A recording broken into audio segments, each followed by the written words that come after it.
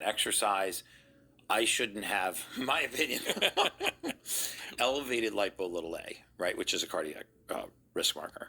It's probably the most important cardiac risk marker. Now, why was it not given the attention it needed? Because up until a few years ago, there was no drug available to lower LP little a. There was a supplement available to lower LP little a, Which but you told me about. there aren't cute little drug reps coming into the office telling you about a supplement that's essentially free, whereas there's some pretty powerful drugs. And I saw, actually, as a surgeon, that many of my patients with impressive coronary disease carried LP little a.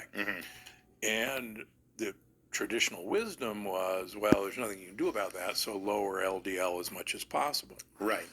And what I saw was, and I've written about this, the more statins that we gave you, yes, your LDL went down, but your LP little a went up.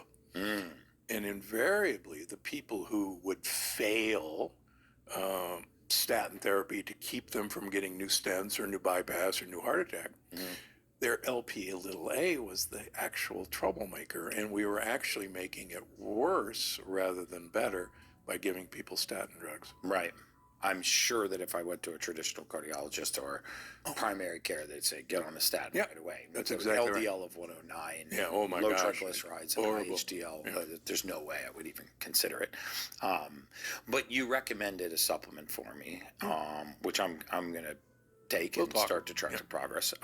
But one of the things you talked about was slow release niacin. Yeah. That's amazing, because that's back to your original theory of supplements that can actually have a profound effect on our physiologic outcomes. And one of my big mantras is that we're usually not as diseased or pathological as we think we are. Very often we're nutrient deficient. And very often when you put the right nutrients back into the human body, really profound things happen.